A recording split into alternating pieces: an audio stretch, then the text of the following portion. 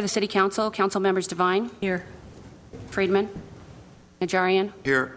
Mayor Sinanian. Mayor Pro Tem Weaver. Here. And for the Glendale Housing Authority.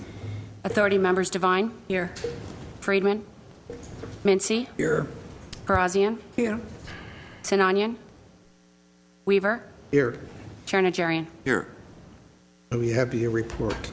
The agenda for the November 18, 2014 joint public meeting of the City Council and Housing Authority was posted on Thursday, November 13, 2014 on the bulletin board outside City Hall. And item 1. Director of Community Services and Parks regarding fiscal year 2015-16 Community Development Block Grant CDBG Emergency Solutions Grant ESG and Home Annual Action Plan. A. Council motion approving the CDBG program priorities, proposed CDBG funding allocation plan, and authorizing to issue a request for proposal for CDBG and ESG social services and CDBG capital improvement projects. B. Authority motion approving the CDBG program priorities, proposed CDBG funding allocation plan, and authorizing to issue a request for proposal for CDBG and ESG social services and CDBG capital improvement projects. Thank you. Mr. Ochoa. It is that special time of year where the CDBG Advisory Committee gets to do an immense amount of work in collaboration with our local nonprofits to appropriate, or at least to program, some of the funds by way of the program priorities, by the funding allocation plan, and then ultimately, as you heard, by issuing the RFP for the capital improvements and the social services. Our CSP director, Mr. Duran, certainly can walk through the staff report rather quickly, but we also have members of the advisory committee here, as well as some of the leaders of the nonprofits that certainly will be proposing on these programs. So with that, I'll turn it over to Jess. Thank you, Mr. Ochoa. Mayor Pro Tem Weaver, members of the City Council, Chairman Najarian, members of the Housing Authority. We did provide you with a rather thick packet, but the crux of what we are requesting today is approval of the program priorities, approval of a proposed funding allocation plan by funding category, and then subject to approval of those two items, authorization to issue a request for proposal to the community to submit funding proposals to the advisory committee, and then for the committee to make funding recommendations to the City Council and the Housing Authority. So each year, as you all know, we receive funds from the Federal Department of Housing and Urban Development, and those funds go towards the Community Development Block Grant Program, also known as CDBG. And this is actually the 40th year that the City of Glendale will be receiving Community Development Block Grant funds. Those are the funds that we use to fund nonprofit organizations to provide needed social services in our community, and we also use those funds for capital improvement projects to our nonprofit community facilities as well as city capital improvement projects. And we use those funds for neighborhood beautification, including code enforcement and revitalization projects. The HUD funds also include the Emergency Solutions Grant funds, which are funds specifically targeted to homeless programs, and home funds, which by definition are funds for housing projects. We do undergo a program planning process as required by HUD, particularly for the Community Development Block Grant Program, because that's the program that accounts for the largest entitlement from HUD and has the most discretion in terms of how we use those funds. Per HUD requirements, we do include community input and citizen involvement in developing the Community Development Block Grant Annual Plan. Therefore, the City Council appoints a Community Development Block Grant Advisory Committee, which is a Title II commission, and then the city and the committee conducts a community needs assessment process to get input from the community on what kinds of projects are priorities and should be recommended for funding. Then, based on the community needs assessment and our best estimate of entitlement funds that we expect from HUD, and working with the committee, we develop program priorities and a proposed funding allocation plan by funding category. The funding allocation plan that we are proposing is reflected as Exhibit 4, and again, that's really the crux of what we'd like to receive approval on. We are projecting an entitlement amount of $1.7 million. You might recall just 4 years ago, our entitlement was typically $3.7, $3.8 million, but it's now down to 1.7. The funding categories that are being proposed and that we reviewed with the advisory committee is $340,000, which is a 20% allocation for administration or planning, program management, and oversight of the HUD programs. We're proposing $255,000 or 15% towards social services. That is the cap that HUD allows us to use for social services. And then we are proposing $1,105,000 for capital improvement projects. That includes $755,000 for pre-designated city projects, and that includes a $370,000 allocation for the Southern Glendale Code Enforcement Program, which allows us to focus code enforcement on in low-income Southern Glendale neighborhoods to ensure quality housing in our low-income neighborhoods. It includes an appropriation of $207,000 for our Section 108 loan repayment. We're making loan payments to HUD for a $2 million loan that we received 2 years ago in order to pay for the Essentia Access Center and Emergency Shelter project. So this would represent the third of 10 loan payments. We're proposing a $50,000 appropriation for a homeless employment program, which would allow for hiring a case manager that will work with homeless families on job development and job training and connecting them to other job training resources in our community. And this is a new requirement from new HUD legislation on to deal with our homeless population.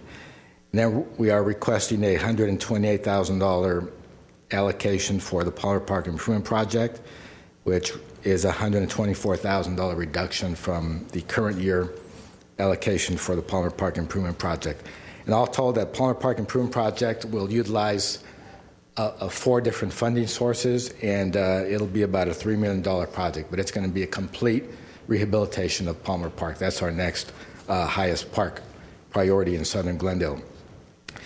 And then the plan also calls for $350,000 to be appropriated as undesignated and available to the community under a request for proposal.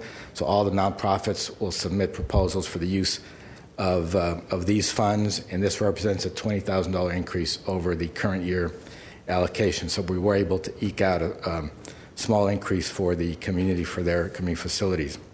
So subject to the City Council's approval of this proposed funding allocation plan, which is not final, it could still be modified depending on the final award letter that we get from HUD, which we will not get until February. So Congress still has the chance to modify the projected budget. But as of now, this plan is based on our best estimate of our entitlement, which, again, we're estimating will be $1.7 million. So subject to your approval of this plan, we would like authorization to go ahead and issue the request for proposal to the community organizations so they can complete their funding applications and submit their applications to the city and to the advisory committee. And the advisory committee will ultimately make funding recommendations to the City Council. I also would like to add that this year, in addition to the annual plan, we must submit a new 5-year consolidated strategic plan for the term 2015 2020, 2020 already. Our current 5-year plan, which is required to be filed with HUD, expires at the end of this fiscal year, so it expires June 30th. So we're concurrent with the annual plan. We're also preparing a new 5-year strategic plan. And you will review that 5-year strategic plan in April when we come back for the funding recommendations for the annual plan. So they're both on separate tracks, but moving along concurrent. So with that, if you have any questions, I'd be happy to answer them. We also have Mr. Efren Olivares representing the Community Development Block Grant Advisory Committee in the audience as well. Mr. Najarian. Thank you, Mr. Durant. So just walk me through Exhibit 4. The left-hand column was last year's expenditures. Correct. And then the right-hand column is the current year, is the prospective year.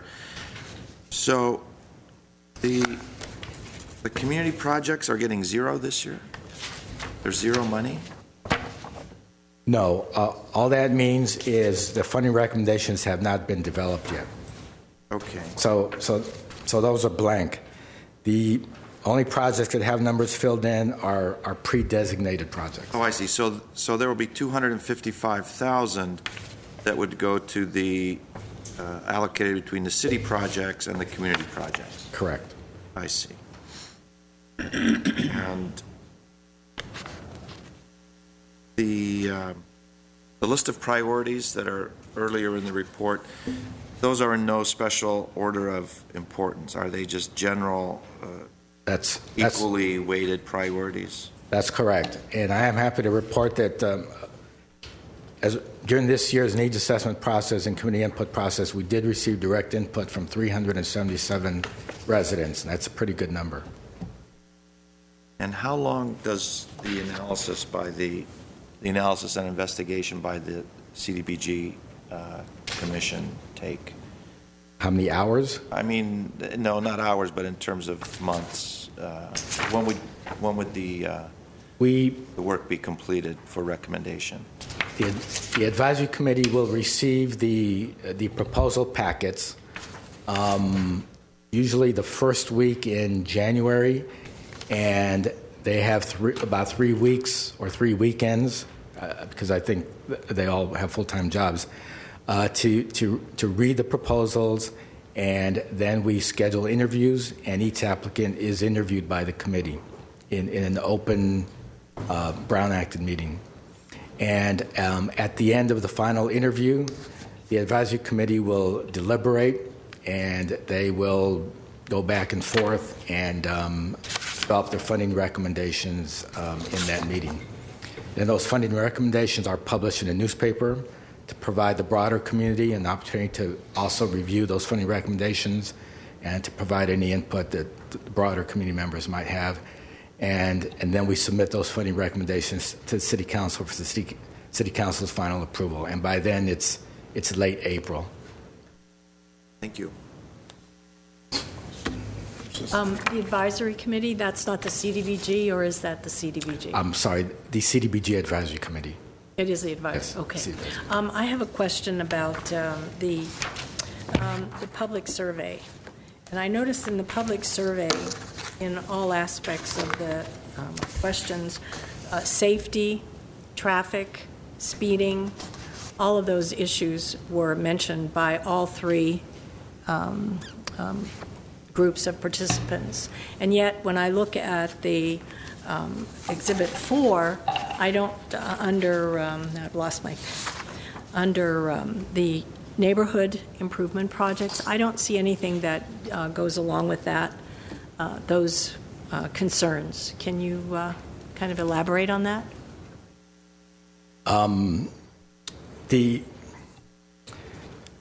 Some of the priorities and needs identified from the community, even though they're identified by the community, don't always lend themselves to CDBG projects. For example, to address traffic safety, if we had funds allocated for neighborhood revitalization, we could fund speed humps or traffic circles, which we've done in the past, And to be honest, when our entitlement from HUD was in the neighborhood of $3.84 million, we did have funds allocated for more neighborhood public improvement type projects like traffic calming improvements, but we don't have that luxury like we used to. So we have to prioritize based on the highest priorities. And generally, those will be quality of life types of improvements, softer types of improvements, parkways, street trees, things like that, as opposed to roadway improvements that a lot of times will get picked up by some of our other grants that are coming from Metro or from Prop A, Prop C. Okay, all right, thank you. And they're very expensive, too. They would suck up almost That's right. all of that money as we do construction. Are there any other comments? I have a question. Oh, yes. First of all, I wanted to thank the staff and the CDBG Advisory Committee for doing the great job. And I have a question on graffiti removal. If I'm not mistaken, I remember we had just one person for the graffiti removal in the city last year, or maybe I'm not correct.